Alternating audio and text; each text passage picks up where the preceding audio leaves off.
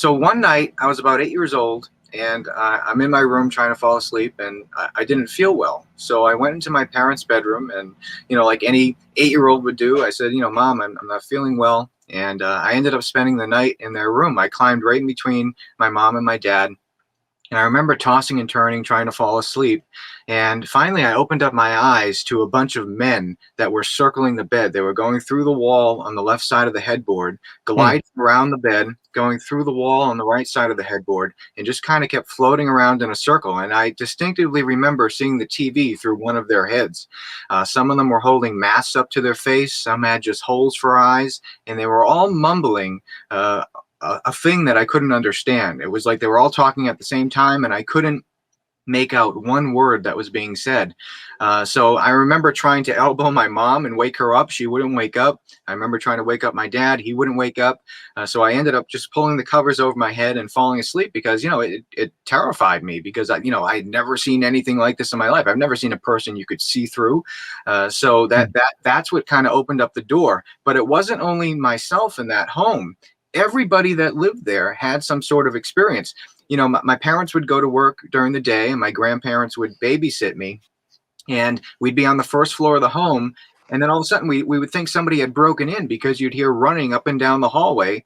And we'd sprint up there thinking somebody was upstairs and nobody was there. There was one time we had sworn that there was a dog upstairs, and we didn't own a dog at that time. And it was just running around. And, we couldn't explain it. Doors would open up and close by themselves. So as I got older, of course, like I mentioned, I started researching everything that had to do with paranormal phenomena in general. And one of the big things that comes with that, you can't have a haunting without the history. So I started looking up all of the history in this area. And, the New England area, everywhere is like a Native American burial ground. Everywhere has Native American burial ground. So that could be a possibility. The other strange thing was the property was built on an old coal mine at one time that was filled in. And at the time of the coal mine, it was before they kept records of deaths and things like that. So who knows if there was any deaths on the property or in the general vicinity that could have been, coming into the house that was built later on. So that's what kind of swung open the door for me. And then finally, I would join a team when I was about 17 years old, 16 or 17. And the rest is pretty much history with that. I think just living in this area, we're like the creepy attic of the United States. Everything. There's so much story, so much history here, some of the oldest buildings in the country. So it's the perfect place to live if you're into this stuff, Yeah, absolutely. I think that's such a fascinating thing. I want to dig into that here in a little bit after we get Satori's story. I have a bunch of questions based on that, Cody. But first of all, Satori, you kind of grew up with it with your dad, but what exactly hooked you personally when you would say you had your first real paranormal or haunted type encounter that you couldn't explain? Well, I've experienced many things, especially when I was little, because I've never been closed off to the possibility of the paranormal. So little things. So some of the first experiences, my family has told me that there was one time I used to say I saw butterflies flying around my room. And I wouldn't stop. I would be telling my parents, there's butterflies flying all around my room when I'm trying to sleep. They won't go away. They're just flying everywhere. And my parents thought, oh, maybe this is just overactive imagination. Until one day they had gotten me a t-shirt. And I had looked at it and said, Mom, look, it's the butterflies. And it was actually some sort of an angel-like illustration on my shirt. It was nothing that had to do with a butterfly. So that was some of the first experiences where my family had thought maybe I was more in tune. As I've gotten older, there was a time where we owned a hotel, a famously haunted hotel in New Hampshire. And that's where some of the most amazing experiences I had ever had occurred. Doors would open. We would have to knock on the door and ask to come in, and then the door would unlock, because if we had just tried opening it on our own, they would lock the door. You'd hear the knob turn and we wouldn't be able to get in. We'd hear voices all over the place. It was an incredible location. So that's just some of the stuff that has really gotten me interested. I mean, also the fact that my father was an investigator already. It wasn't normal when he started investigating. So he kind of led that into the what's the word? Well, into the pop culture into pop culture, yeah. I suppose. So it became normal, and I wanted to do it. That's exactly what I wanted to do.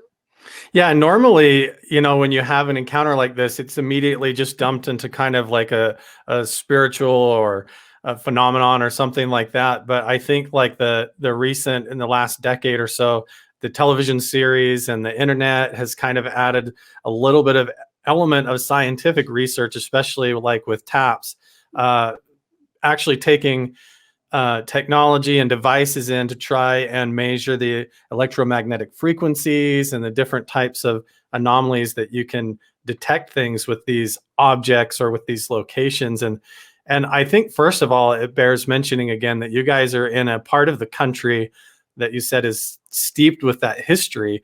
And it's not even just so much that you're in the Mass area and around Boston and back east and everything over there, where the original colonizing occurred and a lot of that. But there, before that, it goes clear back into, like you said, the coal mines, and there was no OSHA back then. There was no, laws about safety regulations and a lot of even child labor and things like that. And it's fascinating when you even go further than that. There's this deep ancient history with the mound builders and ancient people that we don't even know, that's just been kind of scraped over and buried under. And it seems like these locations become like almost like a receptacle throughout time for that energy to resonate on a building or a location or a geography where things seem to get hung up or stuck energetically, so that when people die or major events occurred, it like imprints on the area or sort of makes it like a magnet for the paranormal or the phenomenon. But before we dig into that too much, Cody, your experience raises a common question, which is a lot of people want to chalk it up to sleep paralysis, or you mentioned you weren't feeling well. So Right. I wanted to get your guys' take on how much of this you guys feel like has to do with our conscious perspectives of reality. We're sort of harnessed and straitjacketed into only seeing the colors of the rainbow and only hearing a certain spectrum of sound waves and experiencing reality in a very narrow framework. And when you sort of become sick or ill, or you start to learn meditation secrets and things like that and practice it, or go into certain locations, it's almost not so much that there's the paranormal isn't always happening there, but that our ability to perceive it is suddenly opened up. So I wondered what your take on that was, if you feel like you were having sort of an out of body, altered state of consciousness experience where you were able to see what was already going on, or do you feel like they just appeared in the room and you were physically awake, moving the blankets in your body, very alert and aware? Where do you feel like that occurred? Right. Yeah. I've always questioned if this was an experience that truly happened. I mean, I've looked into hypnopompic and hypnagogic hallucinations, and it's absolutely a possibility. Like you said, I wasn't feeling well, but I would like to believe it did happen, just because everybody in the home was experiencing activity at some point. Whether that's just a coincidence, and I had some sort of hallucination or something like that, is quite the possibility. But no matter what it was, for that's the thing that opened the door. And to this day, I'm not 100% sure if it was truly paranormal or not. But there was other things that happened that kind of correlated with it. But I absolutely believe that, at least with a lot of the cases that we've dealt with, we have dealt with cases of sleep paralysis and things like that, and something that has been termed the old hag syndrome, believe it or not, where people feel like they have somebody that's walking up to them and either sitting on top of them or pressing down on top of them. And that's been it can be proven away scientifically as just sleep paralysis, and it's a very scary situation if you haven't ever experienced it. It can really play some horrible tricks on your mind, to think that there's some scary stuff going on. So TAPS was built on this foundation where we always try to debunk things first, or prove things that there is a normal explanation to what's going on first. Out of with the cases that we've just worked on, it's been close to over 500 over the past 10 years or so. And we've been proven to disprove about 80% of the cases that we've gone into, coughing up to normal explanations. My thought on the whole consciousness idea is it really makes you think, is the brain where the soul is housed? Because there's only times people have said they've really experienced things such as out of body is through meditation, or they were sick, or they had passed away and come back, or cases like that. And it really makes you think, is the soul in the brain and you just have to activate it somehow? That's a theory I like to think of, because with everything we've experienced, especially together, the things we've seen and experienced together, it really makes you think that the soul is somewhere just inside the head and you just need to activate it. You just need to somehow open yourself up to that door. Absolutely.